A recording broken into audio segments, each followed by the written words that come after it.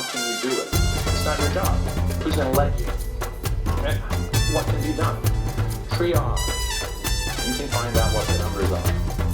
For our students, working students, real numbers. It's called anonymous polling. If it cost $1 million, I could ask you for $1 million and you'd be all impressed and give it to me. It involves a penny. You flip a penny. You ask the students. And you tell them. If it's heads, you say yes.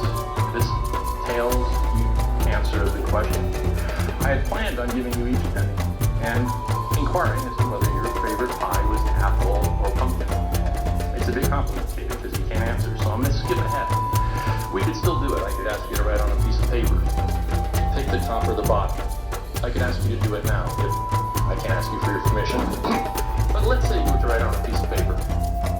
I'd say, okay, pick the top or the bottom. I'd say, pick all the top, heads, bottoms, tails. Have you, now, if it were children, I can phrase this much more carefully. It's 3 minutes, it's the end of the day. It could be phrased as, and you will spend hours deliberating this. Believe me, the question can be phrased. Has anything happened that you were uncomfortable, that you felt trapped and you couldn't share with an adult? It could be that simple, and you can have an answer that will not upset parents. It won't upset the kids. If I ask, excuse me for pointing, but one of you, whether your favorite pie is apple or whatever, you won't tell me. But I can ask all of you.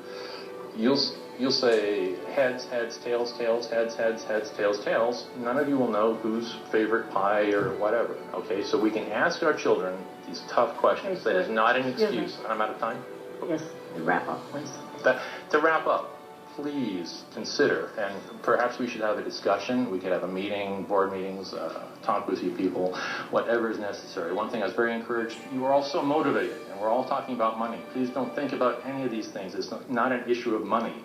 It is an issue of acknowledging that there's a problem and then worrying about it. If a child is on fire, and that's what we're talking about, this is literal abuse, and they're on fire now, not next month, not last month, it's not someone else's kids. As we're speaking, out of our 250,000 kids, students, 50 are newly being abused as we're speaking, and they're on fire in pain now, this second. So it is not a matter of